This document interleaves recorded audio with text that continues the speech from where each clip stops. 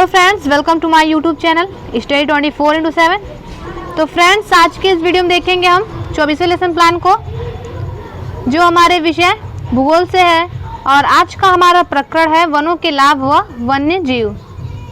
तो आइए देखते हैं इस लेसन प्लान को हम कैसे बनाएंगे, और इसे देखने के लिए आप पूरा वीडियो को देखेंगे बिना स्किप किए।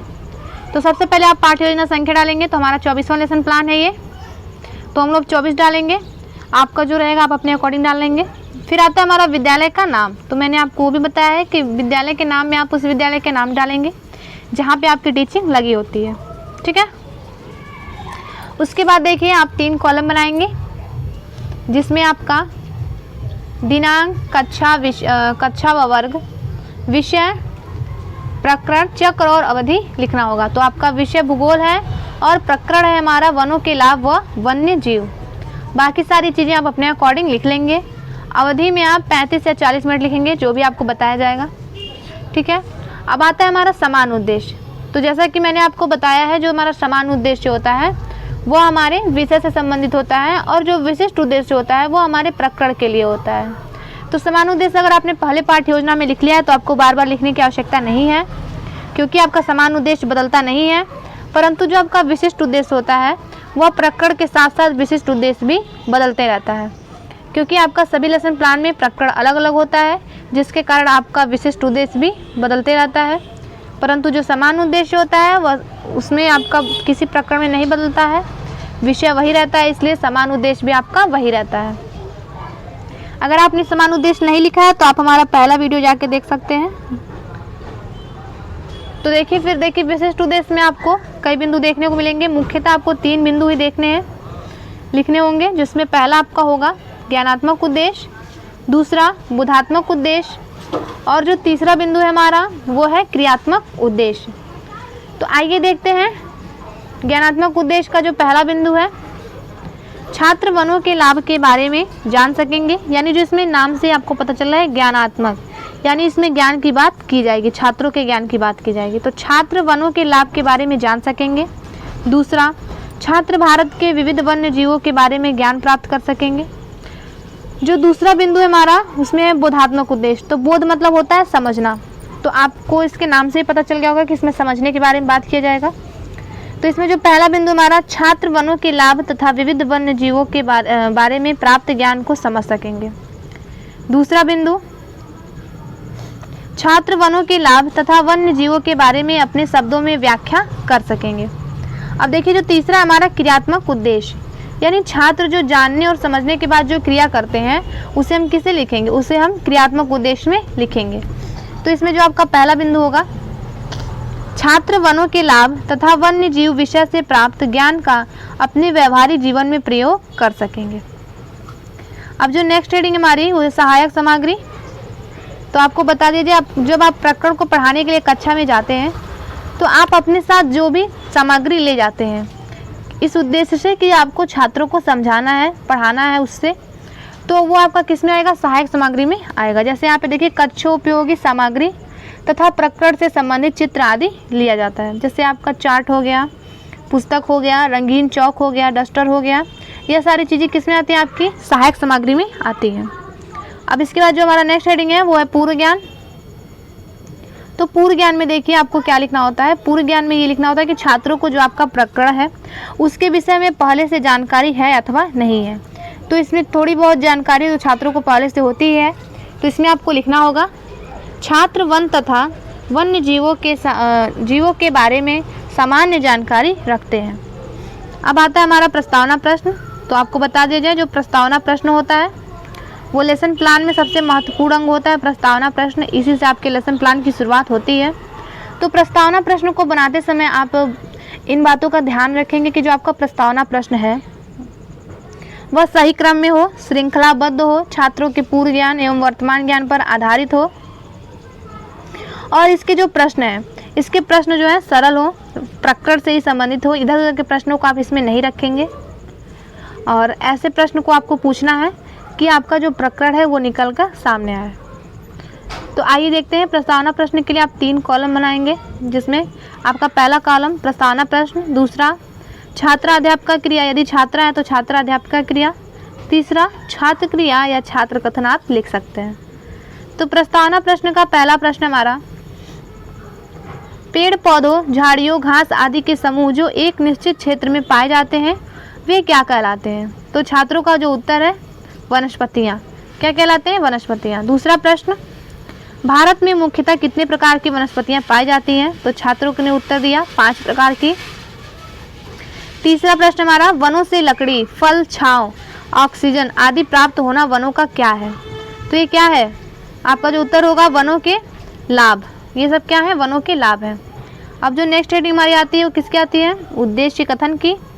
तो देखिए उद्देश्य कथन क्यों किया जाता है? उद्देश्य कथन आप इसलिए करते हैं कि ताकि जो छात्र हैं उनकी रुचि जो है प्रकरण के प्रति बढ़े और छात्रों की रुचि बढ़े प्रकरण को पढ़ने के लिए, उनमें उत्साह हो। और इस बात का ध्यान रखेंगे कि जब भी आप छात्र अध्यापक जो होते हैं कक्षा में जो आप प्रकरण पढ़ा रहे हैं, तो सबसे पहले जो चीज़ है कि जो छात्र अध्यापक हैं उनमें उत्साह होना चाहिए, क्योंकि जो छात्र हैं उन्हें देखकर वो भी उत्साहित होंगे पढ़ने के लिए। तो इस बातों का ध्यान रखेंगे आप कि आप उत्साह होना चाहिए छात्र अध्यापक में, फुर्तीवान होना चाहिए, यह सारी चीज़ें उसमें होनी चाहिए। तो देखिए क्या लिखना है बच्चों, आज हम वनों के लाभ तथा वन्य जीवों के बारे में अध्ययन करेंगे। नेक्स्ट हेडिंग हमारी प्रस्तुतिकरण की है। तो प्रस्तुतिकरण यानी जब आप अपना प्रकरण प्रस्तुत करने जाते हैं, कि जब अपने प्रकरण के बारे में आप बताते हैं तो आपको क्या लिखना है? शिक्षण सुविधा हेतु प्रस्तुत प्रकरण को 2 अनुवृत्तियों में बांटकर प्रस्तुत किया गया है। आप अपनी सुविधा की दृष्टि से यानी छात्रों की सुविधा की दृष्टि से आप उसे 2 अनुवृत्तियों में, 3 अनुवृत्तियों में या एक ही अनुवृत्ति में पढ़ा सकते हैं। आपको पढ़ाते समय इस बात का ध्यान रखना होगा कि जो छात्र हैं उनको समझ में आना चाहिए। अब देखिए जो प्रथमान्विति है, ब्रैकेट में आप लिखेंगे वनों के लाभ। हेडिंग आपका होगा प्रथमान्विति वनों के लाभ। अब 4 कॉलम बनाएंगे आप, जिसमें आपका पहला होगा शिक्षण बिंदु, दूसरा छात्र अध्यापक क्रिया, तीसरा छात्र क्रिया और चौथा होगा हमारा श्यामपट्ट कार्य। अब देखिए शिक्षण बिंदु में आप लिखेंगे वनों के लाभ, आपका जो हेडिंग होगा वनों के लाभ। फिर आप स्पष्टीकरण देंगे, तो स्पष्टीकरण में आप लिखेंगे वनों से निम्नलिखित लाभ होते हैं। हमें प्राणवायु अर्थात ऑक्सीजन मिलता है, विविध प्रकार की दवाइयाँ मिलती है, आश्रय, इमारती लकड़ी, वन्य जीवों के प्राकृतिक निवास के रूप में। आगे बढ़ने से पहले आप देख लीजिए जो आपको छात्र क्रिया में लिखना है, छात्र ध्यानपूर्वक सुनते हैं। और श्यामपट्ट कार्य में आप लिखेंगे वनों के लाभ। पहला प्राणवायु, ऑक्सीजन प्रदाता, विविध प्रकार की दवाइयाँ, और इधर देखिए इमारती लकड़ी, जीवों के प्राकृतिक आवास, चारा, शहद, फल, अनेक उद्योग चलाने हेतु कच्चा माल। अब इधर देखिए स्पष्टीकरण में आप इमारती लकड़ी, ईंधन, रबड़, मिट्टी को बांधना, खेल का सामान, चारा, शहद, फल, छांव आदि लाभ प्रदान करता है। इनके अलावा वनों से हमें अनेक लाभ हैं। अनेक उद्योग चलाने हेतु कागज, दिया सलाई आदि कच्चा माल देते हैं। जो नेक्स्ट जो पॉइंट है, वायु को शीतल एवं मिट्टी को नम रखने में सहायता करते हैं। छात्र क्रिया में आप ये लिखेंगे छात्र ध्यानपूर्वक सुनते हैं। ये देखिए जो अगला बिंदु हमारा, वायु को शीतल एवं मिट्टी को नम रखने में सहायता करते हैं, वर्षा कराने में सहायक, मृदा अपरदन रोकने में, बाढ़ को रोकते हैं, और मैंग्रोव वन समुद्र तटों को स्थिर रखते हैं और उनकी रक्षा करते हैं। अब जब आपका प्रकरण पूरा हो जाएगा, अब जब आपका पहला प्रकरण यानी प्रथमान्विति आपका पूरा हो जाएगा, तो आप बोध प्रश्न पूछेंगे। तो बोध प्रश्न क्यों पूछते हैं? कि जो आपने प्रकरण छात्रों को बताया है, जो आपने व्याख्यान दिया है, क्या छात्रों को वह समझ में आया है, उन्हें कितना याद हुआ है या उन्हें कितना समझ में आया है, यह जानने के लिए हम बोध प्रश्न पूछते हैं। तो इसमें बोध प्रश्न में आप प्रश्नों की संख्या अपने अकॉर्डिंग रख सकते हैं। यहाँ पे 2 प्रश्नों को लिया गया है। तो आइए देखते हैं बोध प्रश्न का पहला जो प्रश्न है। बोध प्रश्न में पहला प्रश्न है, प्राणवायु किसे कहते हैं? तो ऑक्सीजन गैस को प्राणवायु कहते हैं। छात्रों का उत्तर है। दूसरा प्रश्न, वन्य जीव से आप क्या समझते हैं? तो ये छात्रों के लिए क्या है? समस्यात्मक प्रश्न है, जिसका स्पष्टीकरण आप द्वितीय अनुवृत्ति में देंगे। तो द्वितीय अनुवृत्ति हेडिंग डालेंगे आप और लिखेंगे वन्य जीव ब्रैकेट में। फिर से आप 4 कॉलम बनाएंगे। अगर आपकी इच्छा हो तो आप लिख सकते हैं शिक्षण बिंदु, छात्र अध्यापिका कथन, छात्र कथन, श्यामपट्ट कार्य। यदि छात्र हैं तो छात्र अध्यापक कथन लिखेंगे। शिक्षण बिंदु में आपका हेडिंग होगा वन्य जीव। स्पष्टीकरण लिखेंगे आप। आपने अपने आसपास अनेक जानवरों को देखा होगा। कुछ जानवर पालतू होते हैं जिन्हें आप अपनी आवश्यकता अनुसार या शौक के लिए पालते हैं। कुछ जानवर जंगलों में मिलते हैं जिन्हें हम नहीं पालते। ऐसे जानवरों को वन्यजीव कहते हैं। वन्यजीवों के रहने के लिए वनों की ज़रूरत होती है। वनों के लगातार कटने से वन्य जीवों के जीवन को खतरा हो गया है। वन्य जीव हमारे लिए बहुत उपयोगी हैं, जैसे गिद्ध, पक्षी मरे हुए पशुओं का मांस खाकर। आगे बढ़ने से पहले हम यहाँ देखेंगे श्याम पटकारे को और छात्र कथन को। यहाँ पे लिखेंगे आप छात्र ध्यान पूर्वक सुनते हैं, ठीक है। अब देखिए, फिर आप लिखेंगे श्याम पटकारे में वन्य जीव। कुछ जानवर जंगलों में पाए जाते हैं जिन्हें हम नहीं पालते। ऐसे जानवरों को वन्य जीव कहते हैं, जैसे शेर, हाथी, गैंडे, बाघ, भेड़िया आदि। अब देखिए, जो स्पष्टीकरण में आपका जो बाकी था, वातावरण को प्रदूषित होने से बचाते हैं, किंतु इनकी संख्या भी बहुत कम हो गई है। वन्य जीव के उदाहरण शेर, हाथी, गैंडा, बाघ, भेड़िया, गिद्ध, मोर, हिरण आदि। और वन्य जीवों की सुरक्षा के लिए सरकार द्वारा प्रयास किया जा रहे हैं। सरकार द्वारा राष्ट्रीय उद्यान वह क्षेत्र जहां शिकार और चराई पूर्णतः बंद है, वन्य जीव अभ्यारण्य, पक्षी विहार आदि की स्थापना की जा रही है। अब देखिए, यहाँ पे लिखेंगे आप श्याम पटकारे में, और छात्र क्रिया में आप लिखेंगे छात्र ध्यान पूर्वक सुनते हैं। श्याम पटकारे में लिखेंगे आप वन्य जीव हमारे लिए बहुत उपयोगी हैं, जैसे गिद्ध, पक्षी मरे हुए पशुओं का मांस खाकर वातावरण को प्रदूषित होने से बचाते हैं। वन्य जीवों की सुरक्षा के लिए सरकार द्वारा प्रयास किए जा रहे हैं। और प्रत्येक यहाँ पे देखिए, यहाँ जो स्पष्टीकरण है उसमें देखिए, प्रत्येक वर्ष अक्टूबर माह का पहला सप्ताह वन्य जीव सप्ताह के रूप में मनाया जाता है। हमारा राष्ट्रीय पशु बाघ है तथा राष्ट्रीय पक्षी मोर है। एशियाई शेर केवल गुजरात के गिर जंगलों में पाए जाते हैं। असम के जंगलों में हाथी तथा गैंडे पाए जाते हैं। फिर से आप लिखेंगे श्याम पटकारे में राष्ट्रीय उद्यान वह क्षेत्र जहाँ शिकार और चराई पूर्णतः बंद है, वन्य जीव अभ्यारण्य, पक्षी विहार आदि। फिर से देखिए, अब आता है आपका पुनरावृत्ति प्रश्न।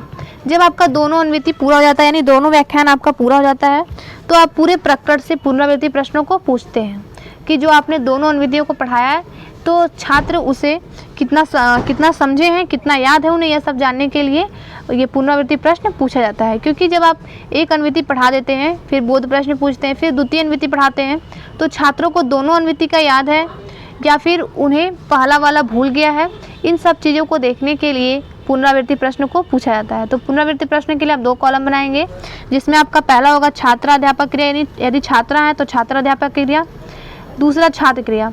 अब लिखेंगे आप पहला प्रश्न देखा आपका, वनों के 3-4 लाभ बताइए। तो ऑक्सीजन, फल, दवाइयाँ, ईंधन प्राप्त करते हैं, छात्रों का उत्तर है। दूसरा प्रश्न, समुद्री तटीय इलाकों को स्थिर व उनकी रक्षा कौन से वन करते हैं। तो मैंग्रोव, सुंदरवन, ये आपका हो जाएगा। तीसरा प्रश्न है, वन्य जीव के जो आपके उदाहरण हैं, यहाँ पे देखिए, वन्य जीव के उदाहरण बताएं। तो शेर, हाथी, गैंडा, मोर आदि। चौथा प्रश्न, हमारे देश के राष्ट्रीय पशु का क्या नाम है। तो बाघ है। पांचवा प्रश्न, वन्य जीव सप्ताह किस माह में मनाया जाता है। तो अक्टूबर माह में मनाया जाता है। अब जो नेक्स्ट हेडिंग है हमारी, वो गृह कार्य की है। गृह कार्य को देखने से पहले अगर आपको किसी और भी सब्जेक्ट के लेसन प्लान चाहिए तो आप हमें कमेंट बॉक्स में ज़रूर बताएं। और आपको हमारे चैनल पे हिस्ट्री एंड सिविक्स के भी लेसन प्लान देखने को मिल जाएंगे। उसकी एक प्लेलिस्ट है जिसमें आपको 30 वीडियो प्रोवाइड करवाए गए हैं, जिसका लिंक आपको डिस्क्रिप्शन बॉक्स में दिया है। अगर आप देखना चाहते हैं तो आप जाके वहाँ से देख सकते हैं। तो फ्रेंड्स, अब देखिए, जो हमारा नेक्स्ट हेडिंग है वो गृह कार्य का है। तो देखिए, गृह कार्य में आप छात्रों को अपने प्रकरण से संबंधित कोई भी कार्य दे सकते हैं, परंतु देख लीजिए यहाँ पे क्या दिया गया है। छात्र अपने घर की ऐसी वस्तुओं की सूची बनाएं जो पेड़ पौधों द्वारा प्राप्त हुई है। और जो दूसरा कार्य उनको दिया गया है, गौरैया चिड़िया क्यों कम हो गई हैं, इस पर रिपोर्ट बनाकर कक्षा में प्रस्तुत करें। नेक्स्ट एंड जो लास्ट हेडिंग हमारी वो समीक्षा की होती है। इसको हेडिंग डाल के आप छोड़ देंगे, क्योंकि इसमें आपके अध्यापक द्वारा आपके लेसन प्लान के बारे में टिप्पणी की जाती है कि आपके लेसन प्लान में क्या त्रुटियां हैं, क्या कमियां हैं, किन कौशलों का प्रयोग आपने किया है, किन कौशलों का प्रयोग आप नहीं कर रहे हैं, शिक्षण प्रभावी हो रहा है या नहीं, अनुशासन सही है या नहीं, यह सारी चीज़ें आपकी किस में आती हैं, समीक्षा में ही आपके अध्यापक जो आपका फाइल साइन करते हैं उनके द्वारा टिप्पणी में किया जाता है। तो फ्रेंड्स, वीडियो अच्छा लगे तो लाइक करें, शेयर करें और हमारे चैनल को सब्सक्राइब करें। थैंक यू फ्रेंड्स, मिलते हैं नेक्स्ट वीडियो में।